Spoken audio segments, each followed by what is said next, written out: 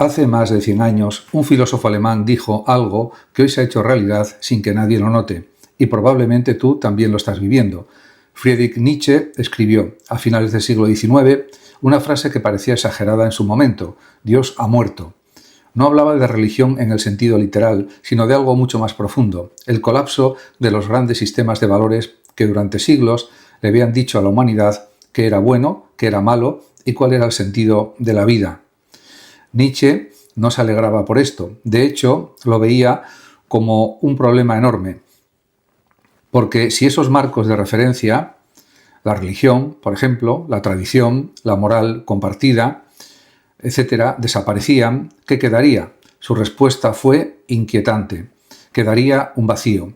Y este vacío, advirtió, podía llenarse con algo todavía peor, el nihilismo, es decir, la sensación de que nada tiene sentido, de que ningún valor es más válido que otro, de que da igual lo que hagas.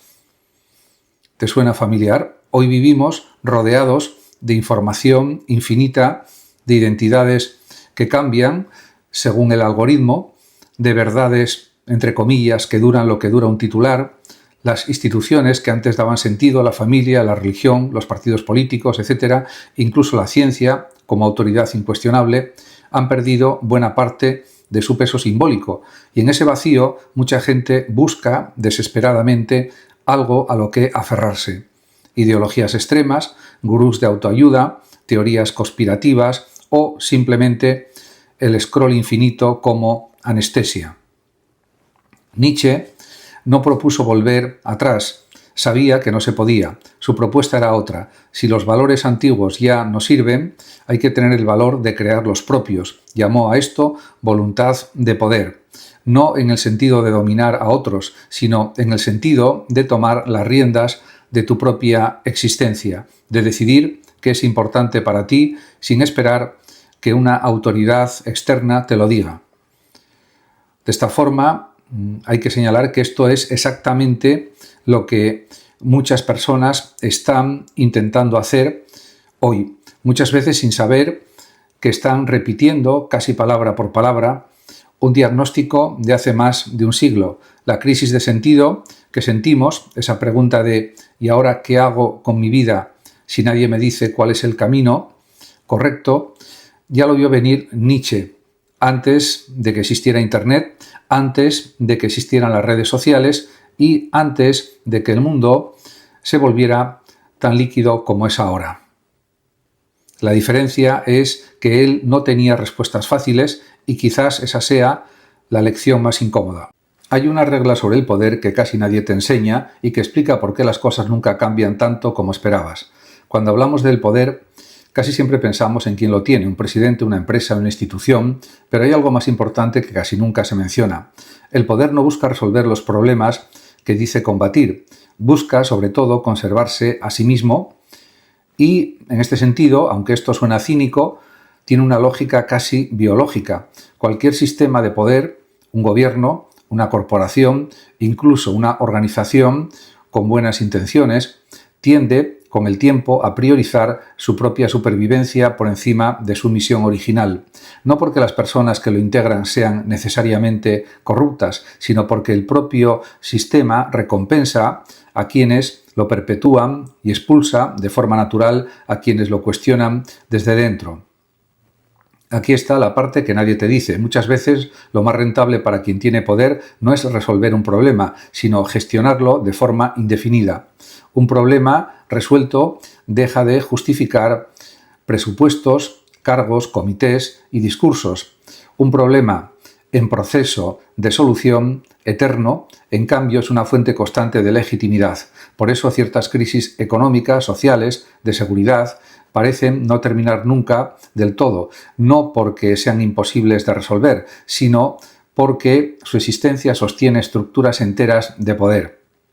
Otra cosa que rara vez se explica es cómo el poder se disfraza de neutralidad. Pocas veces se presenta como esto te conviene, casi siempre se presenta como esto es lo razonable, esto es lo que dicen los expertos, esto es sentido común. Cuanto más invisible es el ejercicio del poder, más eficaz resulta porque deja de parecer una imposición y empieza a parecer una verdad incuestionable. Y aquí llega la idea más incómoda de todas. Cuestionar el poder rara vez se castiga con represión directa, se castiga con exclusión silenciosa. No te meten en la cárcel por hacer ciertas preguntas. Simplemente dejas de ser invitado a la mesa donde se toman las decisiones. Pierdes acceso, visibilidad, oportunidades. El sistema no necesita silenciarte por la fuerza, si puede simplemente dejarte fuera. Pensadores como Michel Foucault, por ejemplo, dedicaron parte de su obra a mostrar que el poder no es solamente algo que alguien tiene sobre otro, sino una red que atraviesa instituciones, lenguaje, normas sociales y hasta la forma en que entendemos qué es normal o anormal.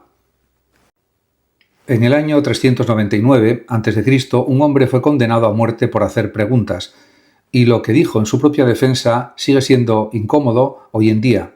Sócrates no escribió ningún libro, no fundó una escuela, no dejó tratados, no buscó el poder ni la fama. Su único método fue hacer preguntas una tras otra, hasta desmontar las certezas de quien tenía delante.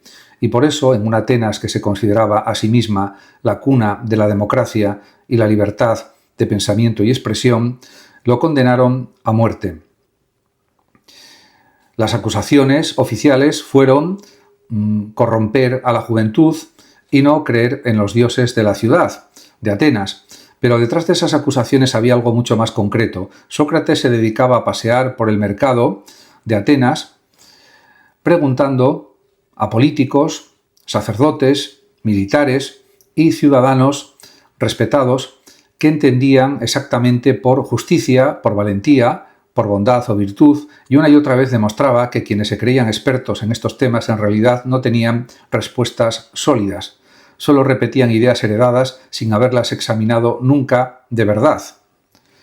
Esto, que hoy llamamos pensamiento crítico, en aquella época resultaba profundamente incómodo y perturbador. Sócrates no atacaba directamente a nadie, no proponía un sistema político alternativo, no llamaba a la revuelta, simplemente preguntaba. Pero sus preguntas dejaban en evidencia algo que el poder rara vez tolera bien, que buena parte de la autoridad se sostiene no en el conocimiento real, sino en que nadie se atreve a cuestionar en público muchas ideas. En su juicio, recogido por su discípulo Platón en el texto conocido como Apología de Sócrates, tuvo la oportunidad de pedir clemencia, de prometer que dejaría de hacer lo que hacía, se negó, dijo algo que resume toda su filosofía, que una vida sin examen, sin reflexión, sin cuestionamiento, no merece ser realmente vivida. Prefirió la muerte antes que renunciar a pensar en voz alta, a pensar de forma crítica, lo que hace que esta historia siga siendo relevante más de 2000 años después. No es solo el final dramático, sino lo que revela sobre cualquier sociedad antigua o moderna. Hacer las preguntas correctas en el momento equivocado frente a las personas equivocadas sigue teniendo un coste. No siempre es una sentencia de muerte, claro. A veces es la exclusión social, la pérdida de un trabajo, el ridículo público, el ser etiquetado como problemático, simplemente por insistir en preguntar ¿por qué hacemos esto así? ¿O quién dijo que esto es verdad? Etcétera, etcétera. Las democracias no suelen caer por un golpe militar, caen mucho más despacio y casi siempre de la misma manera. Cuando pensamos en el fin de una democracia, imaginamos tanques en la calle, un golpe de Estado, un dictador tomando el poder por la fuerza, pero la historia reciente muestra otro patrón mucho más silencioso y mucho más efectivo. Las democracias mueren desde dentro, con votos, leyes y discursos que suenan razonables. En realidad, el patrón se repite con una precisión casi matemática. Primero, aparece un líder que se presenta como la única solución a una crisis real o exagerada, económica, de seguridad, de identidad nacional, promete romper con el sistema corrupto y devolver el poder al pueblo. Hasta aquí nada inusual, es el lenguaje habitual de cualquier campaña política. El segundo paso es más sutil. Ese líder empieza a señalar enemigos internos, los jueces que no fallan a su favor, la prensa que lo critica, los opositores que lo cuestionan, no los ataca abiertamente como enemigos de la democracia, sino como enemigos del pueblo, traidores o élites desconectadas. El objetivo no es debatir con ellos, sino deslegitimarlos ante la opinión pública. El tercer paso es el que de verdad marca la diferencia, el debilitamiento gradual de los controles institucionales, cambios en el sistema judicial, reformas electorales convenientes, presión sobre medios de comunicación independientes, concentración también del poder en el Ejecutivo. Cada paso por separado puede parecer técnico, incluso legal. El problema no es la acumulación. La democracia no se destruye de un golpe, se vacía poco a poco por dentro mientras sus formas exteriores, elecciones, parlamento, tribunales, etc., siguen existiendo, aunque cada vez con menos poder real y efectivo. Y aquí está la parte más inquietante. Este proceso no necesita mayorías extremistas, le basta con la pasividad de la mayoría. Politólogos que han estudiado el colapso de democracias en distintas partes del mundo y épocas coinciden en algo. El factor decisivo no suele ser la fuerza de quien busca concentrar poder, sino la indiferencia o la división de quienes podrían frenarlo. Cuando la sociedad está demasiado polarizada para unirse en defensa de las reglas del juego o demasiado cansada para prestar atención, el camino queda libre. Lo más importante de entender es que este patrón no es el miedo, sino la prevención.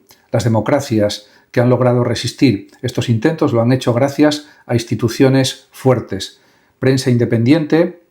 Hay un experimento que demuestra algo tan extraño que ni los propios físicos que lo descubrieron terminaban de creérselo. Imagina lanzar una pelota contra una pared con dos agujeros.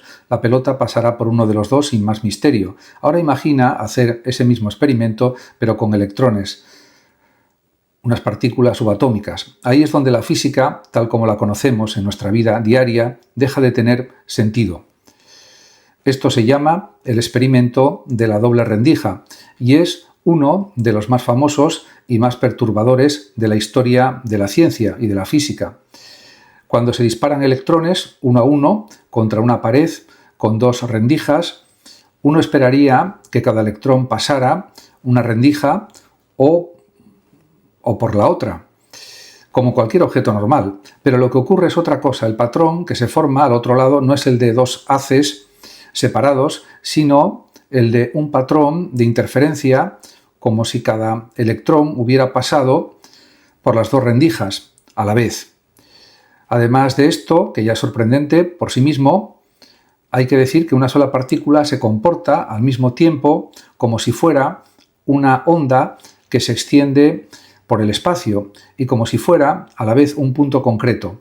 Esto contradice por completo la intuición que tenemos sobre cómo funciona la realidad. En nuestro mundo cotidiano, algo es una cosa o es otra, está aquí o está allí, pero no ambas a la vez. Esto es indudable. Y aquí llega la parte todavía más inquietante. Si colocamos un detector para realmente observar por cuál rendija pasa realmente cada electrón, el patrón de interferencia desaparece. El electrón empieza a comportarse como una partícula normal pasando por una sola rendija. Es decir, el simple hecho de observar el sistema cambia su comportamiento. No estamos hablando de que la observación revele lo que ya estaba pasando. Estamos hablando de que la observación parece determinar lo que pasa. Esto es algo asombroso. Y esto llevó a físicos como Niels Bohr y Werner Heisenberg a proponer una idea radical. A nivel cuántico, las partículas no tienen propiedades definidas hasta que son medidas. Antes de la medición, solo existen como una superposición de posibilidades. No es que no sepamos dónde está el electrón, es que en cierto sentido no está en ningún sitio concreto hasta que alguien o algo lo mide. Esta es la realidad de las cosas. Einstein nunca se sintió cómodo con esta interpretación. Su famosa frase, Dios no juega a los dados, refleja precisamente su resistencia a aceptar que el universo funciona probabilísticamente.